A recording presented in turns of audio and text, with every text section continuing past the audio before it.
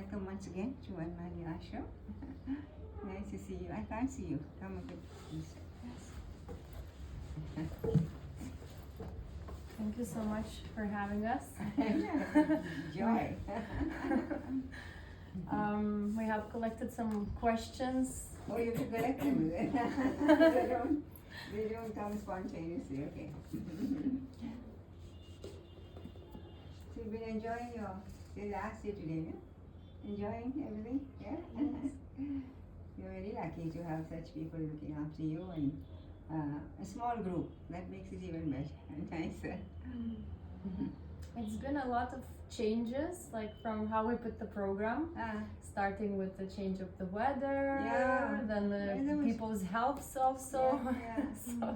So it's always, every day is like changing. Program changes. Yeah. That's good. It's something spontaneous then. Yeah, very, very spontaneous in the end, everything is. So I'm very grateful for the group. You know, it makes easier when it's less of us actually for this spontaneity and this flexibility also. Yeah. I thought there were more of you last time in the evening. There were only 4 of you. There were only 4. We had 2 more guests. Guests were there. We had 2 more participants, but they could not continue with the program. Okay, I thought there was some more people. I thought. But that time we were only us. There's someone else. I see. Okay. Okay.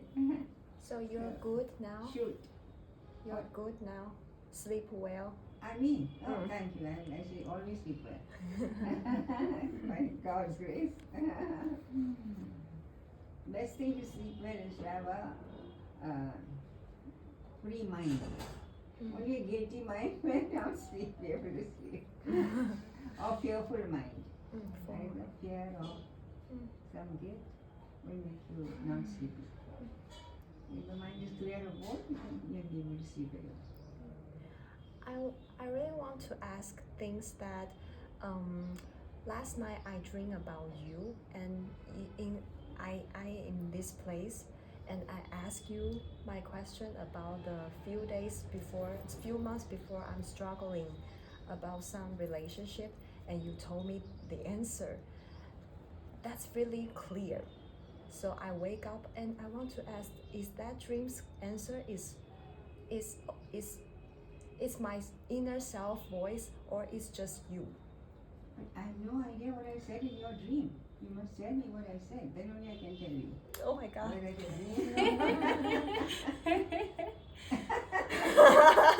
how can I tell you without knowing? Okay, because before we come to this your ashram, and I asked Prabhupada, can I ask something about relationship? He said, no, the question is, I think it's stupid. So when in the dream, I'm so afraid of ask you about my relationship question. But in the dream, You can ask anything. but I think I'm stupid. So I said, do I have to ask you some spiritual question? But I'm struggling my life, so, and I dream her. She asked you a question but relationship, and you answer her. You answer her. So she gave me courage that I can answer you. So I asked you that I met a guy, and he was, I saw him before, familiar. But now we are, I don't know how to say Separated. that. Separated, but not separated. Just friend, but not contact so much. But I still feel a familiar of his face. So I asked you, and you told me that I am drawing a map, and you told me that he is one of my choice. Yeah. Oh dear me, this is puts me into a predicament. Without knowing this man, how can I tell you whether it's one of my choice? But like something like that, because I have to say my English is not good, so I cannot transformly what I'm saying. Yeah. But I wake up. I think release. Yeah. Okay. Now the first thing is I suggest you meet this boy a few more times. Huh? You get to know him better. Get to know him better before you decide whether it is for you. It's your real choice. Okay? Because obviously you don't know him very well. Okay. You want to meet him, get to know him a bit better after some days or months or whatever. Then you will know. Okay. Yes. Yeah. Okay. You close the door.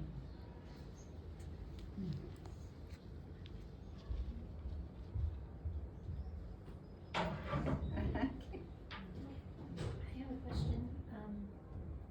If you wouldn't mind sharing about your journey and what has been your biggest challenge in your journey, and how have you managed to move through that challenge, or what's your process like with that challenge? Actually, I'd rather talk about you than me, because it's a long, long journey and it will take a long, long time to fight. Maybe one of these days I might fight about it. Why waste your time with what I went through? And you can ask about yourself or what you want to do. Okay? That will be better. Every life has its challenges, that much I can say. Of course, there's no life, not a bed of roses by any manner of means. But if you have the courage and stick it out, you will be able to overcome. With the grace of God, of course.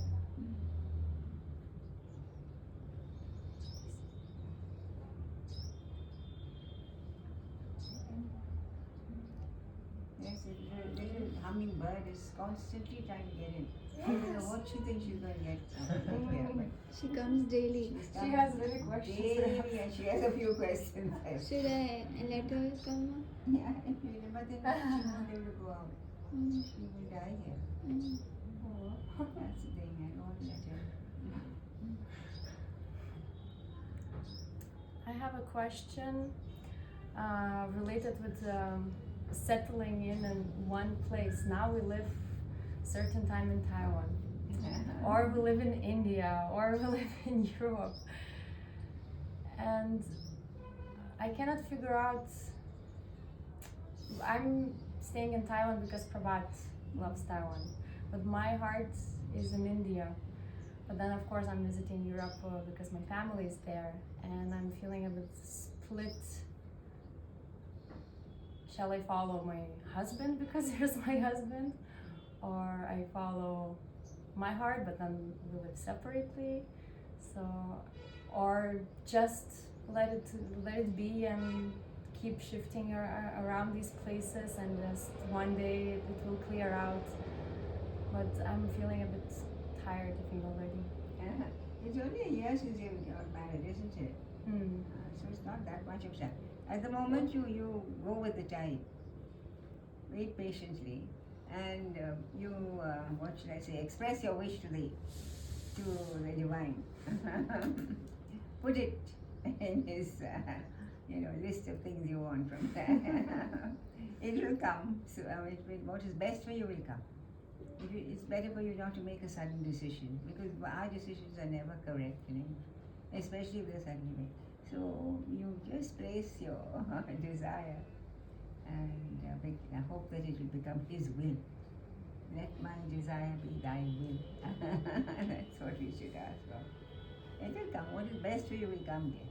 No doubt about it. You have something? I do have a question. I was thinking recently about this, about gurus. Gurus. Gurus, okay. And I'm wondering, so first of all, if everybody needs a guru, everybody has a guru, and then when would a guru show up? I've always heard it that when the disciple is ready, then the guru shows up. And then whether you could have different gurus sort of throughout your life depending on the period. Actually, all sorts of answers are there for this. Because there is a part of the Bhagavad Purana which says that when he was asked, when one of the saints was asked, he says he had 26 gurus. He described all the nature of all the different gurus. Meaning like his own body was a guru, he said. The sky is a guru. The fire is a guru. All these things, separate things, he said, these are all my guru.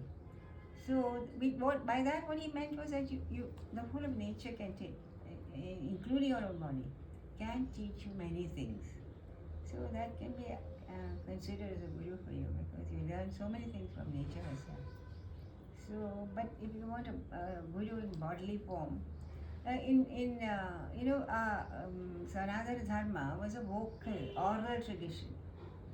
It was passed from guru to shishya, to master to disciple. It was not something you would pick up a book and read about it and say, I can do all this. You can't. It's just not possible. Even the mantras, if you just read in a book, you will not be able to chant them properly. That's why they insisted that it should be learnt from a real live person who knows how to chant them. Because if you chant them wrongly, just by reading them, you will also get the wrong answer. Because that's not the way they mention it. Because the word or the sound of the word is much more important than the meaning of the word. So in that way, it is nice to have a proper guru. And again, it is said that if one is, ready for a guru, he will appear at the proper time. So it's best to pray and wait, because then your heart itself will tell you who to choose or who to come. Because otherwise, if you just jump into the first guru you ever met, there's so many spurious gurus now. So what will happen? You will be doing guru hopping, as most people are doing around. They jump from guru to guru to guru. Guru hopping, I've never heard. Yeah, guru hopping is very common. So it's best just pray and wait. Then your own heart will tell you which somebody appears or somebody. Otherwise, you will pray to God. He himself, Guru Brahma, Guru Vishnu, Guru himself is the divine inside your heart. He will guide you. And even it's an external, material, physical guru, what is guiding him is only that divinity which is in you. That same divinity will be in him, and he is guiding. That is guiding him. Nothing, he won't claim anything of his own. So you just pray and wait. That's best. Because in our tradition, as I said, very important that is oral tradition, and very important to get it from learning from someone who has gone through the path himself. And again, the guru can't do anything, give you anything you don't have. The guru, for us, the greatest sin is ignorance. Ignorance is the only sin. We don't call anything else a sin. Because anything that happens which normally people call sin, like murder, theft, so on, because of your ignorance. You don't realize what you're doing by such a act, because you don't realize the karmic repercussions that are going to lash you, if not in this birth and another birth. You just don't understand it. So ignorance is the basic, the most heinous of all sins. So the guru can only remove that ignorance. Your knowledge, your wisdom is already there in you. Everyone has it. Everyone is potentially divine. Potentially. And that divinity is already in you. Nobody can give you something which you don't have. It just removes the ignorance as well and tells you who you are. So that will come if you're anxious and yearning for a mistake. It will definitely come, because it is an evolving desire. That one desire one has always felt. Desire for liberation. And that is since it's an evolving desire, nature will support. Nature will give you all, circumstances will come to you by which you can yourself find the person.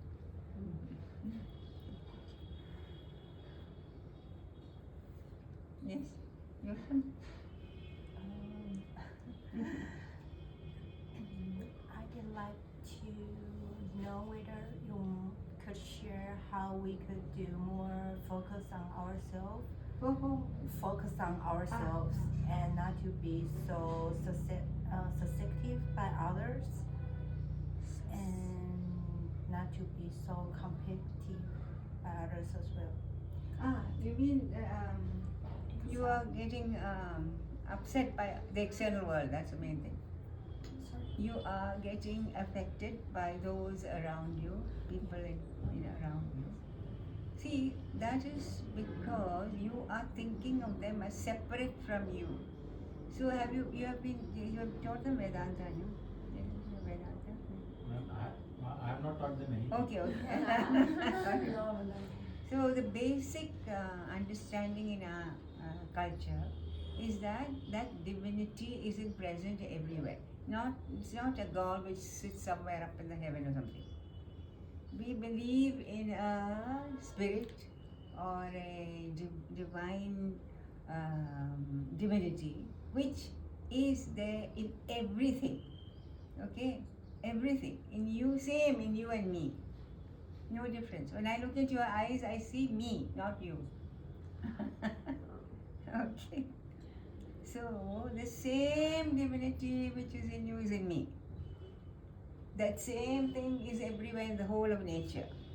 It is because of that power or that divine entity everywhere that the birds sing, the sun rises, the rain falls, the rivers flow, the flowers bloom. Same power, okay? Same power. And that power is in us and everything else. It is in everything. If you have that understanding, then you cannot hurt another person, isn't it? Because you are seeing not that person but the divine in them. You know that if you hurt that person, it's as if you're hurting yourself. You understand? But the other person does not know that. That's what you mean. The other person will not know that. So he or she or the world may try to hurt you. But if you have this understanding that is also the same as me, that person has the same desires, wishes, same problems as me, then you can be more forgiving of them. Understand? You can forgive. You can say to yourself, that person, maybe they have some problem. I don't know the problem. But I don't have to be hurt by their problem because I am myself. I am divine. I have everything in myself. You can forgive them. Understand? You don't have to react to them. Usually when somebody says something, 2 bad words, you say 4 bad words to them. You understand? You kick the ball on the other side. In this case, you keep the ball with you. You don't give it back. You don't throw it back. You try to understand. If you cannot understand, you try to at least forgive, because there must be some problem they have that they are behaving so badly to you. You understand? Because everybody is made out of the same substance. 5 elements. We are all, the world as well as us, we are made of the 5 elements. What are they? Akasha, ether, space, no? Space. Then Vayu, air. Air, which we breathe, air. Then fire, water, and earth. These are the 5 elements which both you, I, and this world is made out of. You understand? And because we are made of the same elements, we can understand the world. If the world was made of something totally different from us, we can never know the world. So these 5 elements are in us also. These 5 elements. See, each of the 5 elements has one particular thing that it has done. So in Akasha or space, the particular thing, that power that of Akasha space is that sound can pass through that. Sound passes through, sound waves pass through space. And what is the organ of that we have to hear sound? Ear. Isn't it? If we don't have ear, we cannot hear sound. Right? Next comes Vayu. Vayu means air. What is the qualification of air? It is from subtle we are coming to gross. Very subtle, that is the sound. Then after that, Vayu. Vayu is one thing, you can feel. Wind and you can feel. What is the sense organ which can feel? The skin. You can touch this. Even if I don't have eyes, I can know what this is by touch. You understand? Then next comes fire. What is the next qualification? Fire you can see also. You can see also, isn't it? You can touch, you can see, you can feel. So, what is the sense organ in us which we can see? What is it? What is that? Sense organ in us by which we see things? Eyes. Eyes. Without eyes you can't see, no? So, next is water. Water is a peculiarity of water is that it has taste. Taste. If there's no water or any food, if they dry, no taste. Because water is added, it has taste. What is the organ in us? Tongue. No? Then finally the earth. The earth has all these things. All are found in the earth. But the particular one, earth is smell. Smell comes from the earth. And what is the organ in us for smell? Nose. So all these 5 organs, the elements, equal elements in the world are there. Therefore we can experience the world. If we have no eyes, we cannot see. We can only experience the noises, taste and touch, isn't it? If we have no ears, you cannot hear. You can only see through it. One organ less, that means that much less experience of the world. Do you follow? So this is how the world and I resonate with each other. I can experience the world because I have the organs of experiencing the world. Each separate. One for each element. You understand? So there's no difference between you and the world. Same material which is made, you are made of, my body is made of, is made of the world also. And same material in everybody else. How can you hate others? How can you blame others? How can you find problems with others if you know this? Once you know this and you are certain of this, then you cannot harm others and you cannot blame others because they do something against you. There is only one force behind everyone, which is, like I will give you example of electricity. Electricity is a power, isn't it? Sometimes in the bulb it becomes light. In the fan it becomes breeze. No? In the fan, same electricity. Yes or no? Can you understand? No. See, electricity coming through the bulb gives you what? Light. Electricity coming through the fan gives you what? Wind. Breeze. Breeze. And the fan, what can you get? Air. The fan gives you breeze. So, electricity in the refrigerator gives you what? Cool. Electricity passing to the heater gives you what? So same electricity. Power is the same. Different ways of showing. Isn't it? Same power. Same is the case with all of us.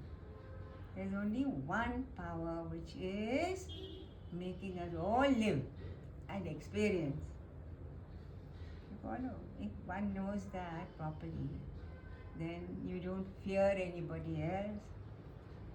You cannot be harmed by anybody else. But because knowledge is important. Knowledge is the main thing that will save you from fear, hatred, anger, dislike. Okay? Are you understanding what I say? Little bit. You can ask me something more. So, how does the outside world, you say, is against us? How to face the outside world was your question, no? How to face the outside world, isn't it? So, the outside, there is no outside world. Everything is inside. Okay? When we know that there is no outside world, inside only, everything we have is seen outside. And then it's seen in us also. If you know that, nobody can hurt you. In fact, when they try to hurt you, you must feel sorry for them. You feel sorry for them because they don't know. They are ignorant. And they are making a lot of bad karma for themselves. You taught them about karma? Yeah? You taught them about karma? No, not yet. I understand. Okay. I have a question. And I am a writer, and sometimes I wrote something that I am unconsciously wrote something, theory or story, and I wake up and I review the article, and I will be wow, is that what I write? But I want to ask you how to recognize because sometimes so many voices inside me. Sometimes I think, sometimes he just told me a story, and sometimes he just give me a rhythm, but sometimes he just give me the advice, like dreams. But I want to ask, what advice? How should I recognize which advice is come from my true inner self, or which advice just brain mind? How to recognize that? See, until you evolve yourself a little bit, mostly the advice will be from your outer self, ego self. Until you are a little evolved, most of the advice we get is from our ego, because the ego wants something. So it gives some advice in order to make the ego feel great. Oh, I'm great. It gives advice. But when the ego becomes less, then that divine voice will start becoming louder. Divine voice is always there. But tuning is not there. Yes, divine voice so deep. You should. But tuning is not there. It's covered with the ego. Covered. So when the ego self becomes there, that voice is heard. It's like tuning in the radio tuning, no? So if I heard a voice, I should recognize that voice is my ego's. Yes. If the ego like desire or something, not just a device, but it's not ego. That's true inner self voice. You can't judge. It's difficult. It'll be difficult because sometimes that voice, maybe the divine voice, is that what your ego wants is the correct thing for you. Can also be. That can also be, isn't it? So you keep quiet. You don't do anything. Pray and wait. Then the right path will open up. Always a path will open up. You only have to do meditation, pray, and the right path will open up. Because don't judge. You cannot judge. You are not capable of judging. Is this my ego or is this my divine? You don't know. So what you do, you meditate. You do mantra japa and all you've done, yeah?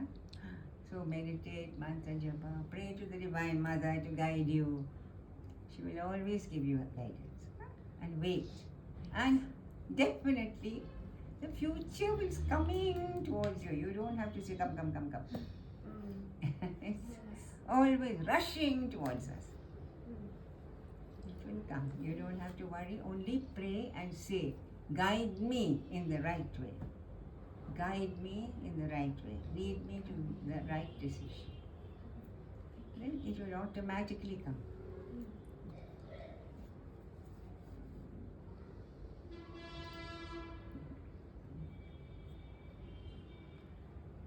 I have a question. I'm a mother, I have 2 sons. What do you? I'm a mother, I have 2 sons, and one thing that comes to me a lot as a concern is technology is moving so fast, and I want them to understand it, but I don't want them to become consumed by it. And I don't know as a mother where that balance is, because I have a tendency to maybe keep them from it, but I don't think that ultimately will serve them. So just wondering, what the best way to hold balance and to preserve that balance for them. See, this is a universal problem today. It's a universal problem. It is a disease, really. Not even a problem. It's a disease. Because we're so addicted to all these things. Even children, and the corona, this thing has made it worse because every child was given a phone in order to get lessons through the phone because they were not going to school. So that has made it much worse. They think they can, that little bit of machine can give them all the answer. It's a very sad state which the whole world is going through. So when if you forbid your sons from using, they will be angry. They will know. So one thing I was reading recently, very, very sweet thing. There's a village somewhere in south of India. They have made a rule that from every day, from 6 to 8 or 6 to 7, something, you can keep your own time. Nobody should ever use any device, no TV, no electronic device, no phone, nothing. And they would blow a whistle, the siren would come at that time. Whole village immediately would go. That they have, and they found that very effective. And afterwards they asked these people, how do you feel about it? And even the children started to say, we have more time with parents and we spend more time together. Otherwise we're all stuck to either here or the TV. So that time, that is an actual time for, which we advocate for meditation, prayers and so on. So that time if the parents and all get together, they have more time with them, more time to do some meditation, prayers and things which are evolving actions. So it is a great success. You can try it in your own family. Make a pact with them. Look boys, let's from tomorrow onwards, let's see what we can do without this. Make them understand, because children are very intelligent now, they're very intelligent. Make them understand the harm which is doing for them. And on their side, of course, they do get benefits, there's no doubt. So make them understand the harm. And let us have a family time together. Let's tell stories, let's listen to this thing, let's chant mantras, let's do meditation, let's do asana, let's do some common things which will be good for us. So try that. Just keep a time, 1 hour, 2 hours, whatever. And you will, actually the children also will begin to enjoy it. Because it's an addictive thing, as addictive as any drug, The moment people get up, the hand goes out to there. Until they go. It's pathetic state what we have come to due to high technology. High power technology. God knows what is going to end us, because this is not the end of it. We'll have it on our hands soon, then we put it on our, so that we don't even have to stretch out for the phone. So it's very good that all mothers take this step. Every family tries that for an hour or two every day. It will make a tremendous difference. Do you think electricity device is God's plan? Mm-hmm. Do you think electricity device born is God's plan? Everything is God's plan. Who else is their planner? You plan electricity, is it? Did you plan that well? No. Then who do you think planned electricity? Electricity is a natural thing here. I know. I think cell phone. Who is there? Internet. Nobody, no other planner than him. But everything is there for you. But we always use too much. We don't keep under control. That's our problem. We don't keep it under control. We go overboard. The plastics, for instance, it can be of use to people, but the way we are going, we're destroying ourselves. Not only the earth, but ourselves. In fact, that is why all five elements we are destroying. All five elements. And because we are made of the same elements, we don't realize. When we destroy outside elements, we are destroying ourselves. It is not that I can destroy you without hurting me. We destroy the elements, we are destroying ourselves. The earth element we are destroying. Sea is water, we are destroying. The air we are destroying. Space we are destroying. Thank God, thankfully, sun we cannot destroy because it's a bit difficult. If we destroy the sun, that's it. That's the end of the human race. That's a fire element, you see. A fire element.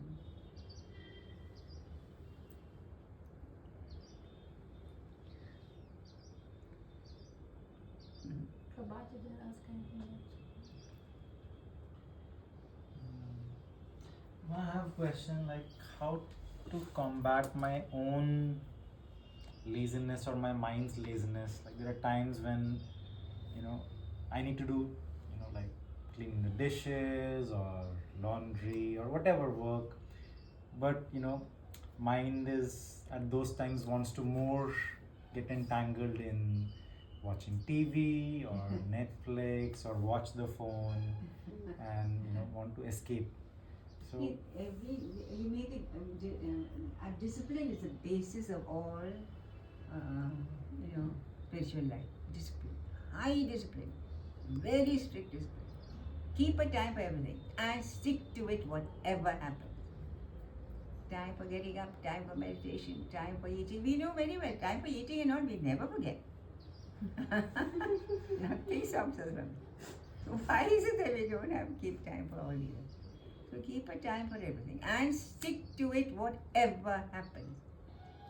Discipline is the most important thing in any life, especially a spiritual life. You cannot advance when you don't have discipline.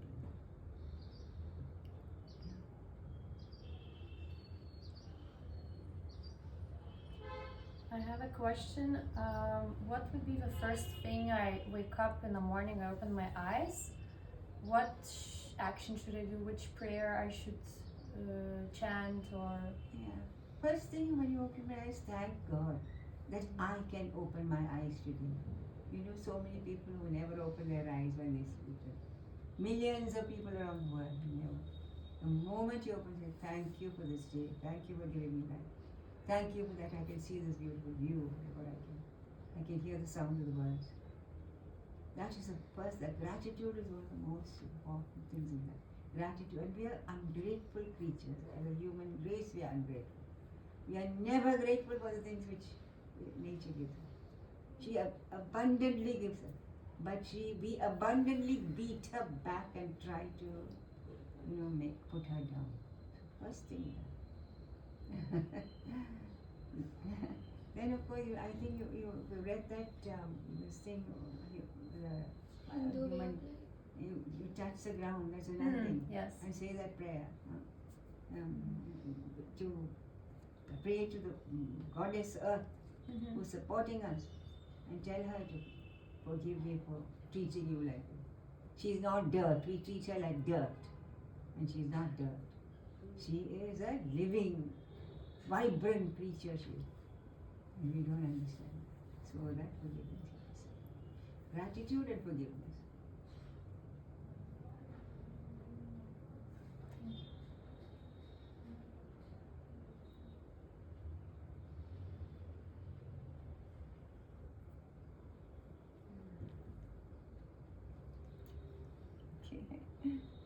Any more questions? we have one question. What does, I think we already asked, I forgot. The running water on the Shiva Lingam, does it represent Ganga flowing, or it's something that has other meanings? See, the Shiva Linga is a highly radioactive thing. It is a ellipse actually. As much as you see inside, it goes out. I mean, outside you see inside also. It is a radioactive thing, that's what they found at that particular shape. So that it has to be cooled down. That's why every linga you will find a pot, water constant drip. And the Ganga itself, of course, started it. It comes from his locks. Because he also has to be cooled down. Otherwise he will become Rudra. Shankara, Shiva, because of that Ganga's constant flow on him. So same thing we do to the linga, cools him down. And that water, that's also very effective.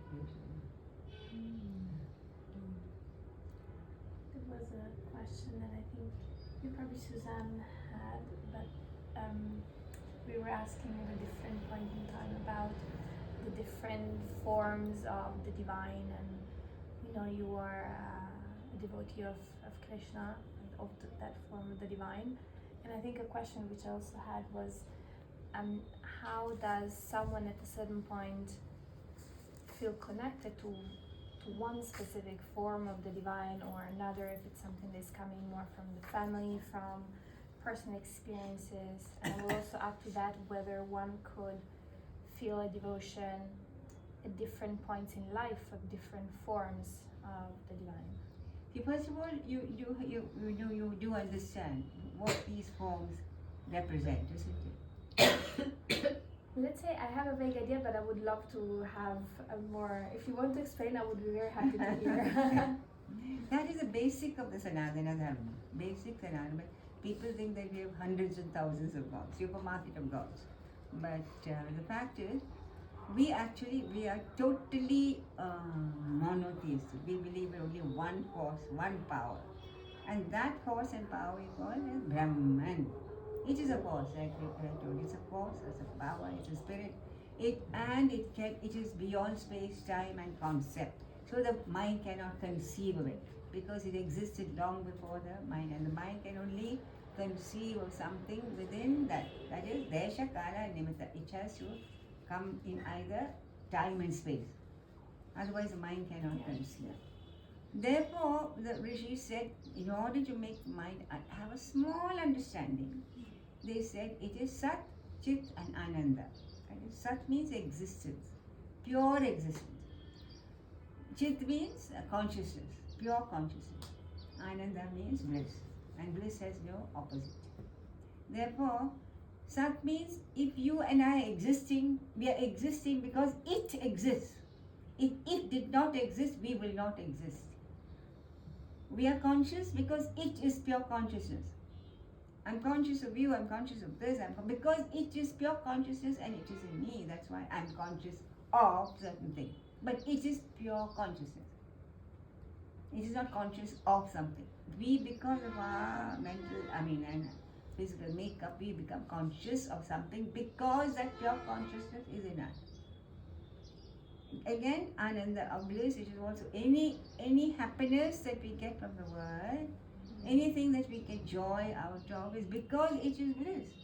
That is bliss. It is even a person suffering from cancer even, he still wants to live. He doesn't want to die. Therefore, there is some drop of bliss in the whole of life which makes it. So that is that essence of that. You can only say it is Satchidananda, as we say. Satchidananda. So, but now you tell somebody you go and meditate on Satchidananda, beyond space, beyond time, beyond concept. Who can meditate on such a thing? We are not only, intellectual beings, we are also emotional beings. We want some reciprocal love. We don't want to love something which is formless, who couldn't care less, who is just a witness. It is there. Therefore, in their compassion to suit human nature, the Rishi said, any form is its form, because there's only one power in this universe, not in universe, is the entire cosmos. Only one power. Therefore, any form you choose is its form. Therefore, you can choose any form which is conducive to your personality.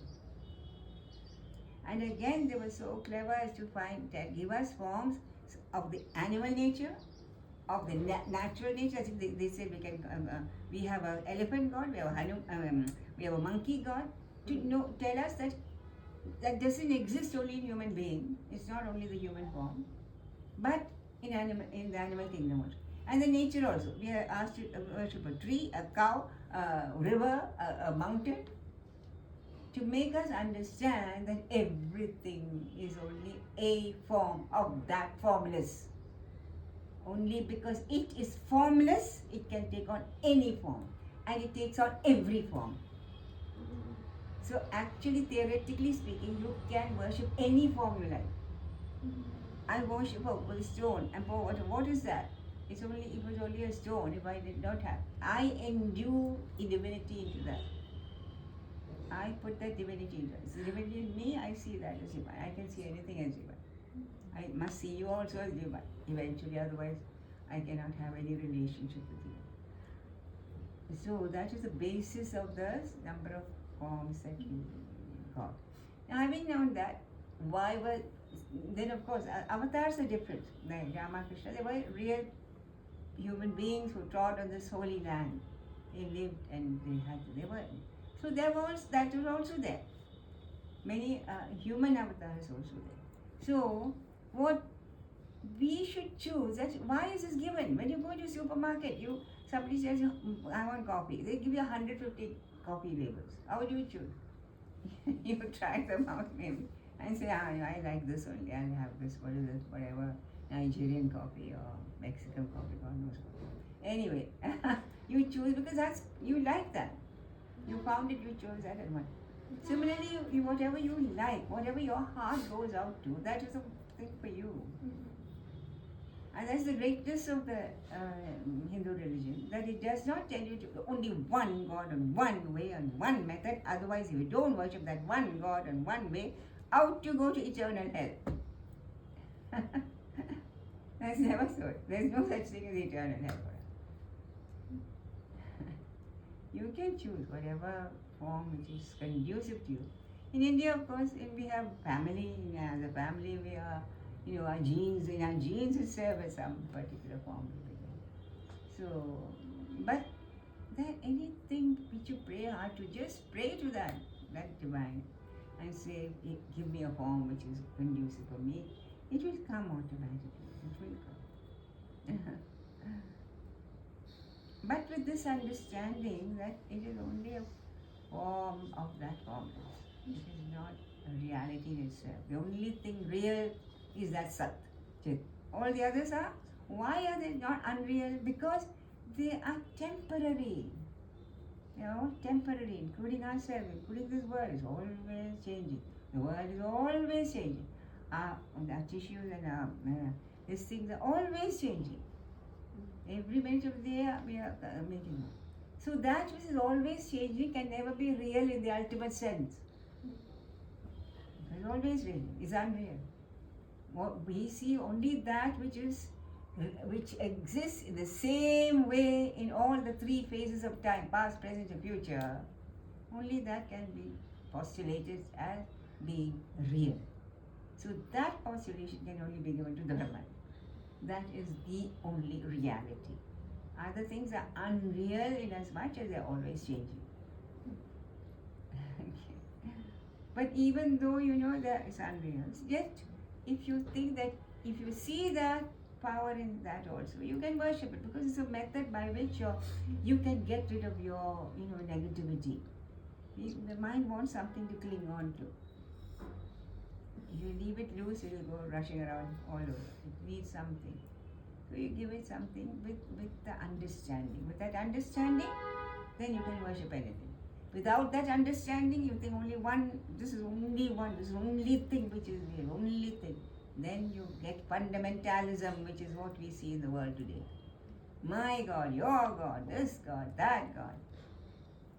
You are bringing down that supreme to your own miserable human level. That's what you're doing. It's blasphemy of the highest order, actually. They don't understand it. Unfortunately, it's two other great religions in the world. They don't understand this very simple logic. That you cannot limit that formless to just one form. And that form, only if you worship that form, you will be saved. Otherwise, you go to hell. Who are they to say this? What right they have to make a statement like that? That is why there is fundamentalism in the world today. Because of ignorance. Ignorance of the nature of God. Actually, I don't know whether you're following our weeklies. Did you follow our feeling? They haven't. We Last, haven't told did you them about read it. the last Sunday's on nature of God? It is. I haven't read. Last Sunday I will was nature of God. I Because will that is basis to any understanding. read and I will introduce them to the newsletter. Nature of God. You can give that, you know that you can give that. You should give that. And these blogs actually meant to slowly make people understand the basis of Hinduism.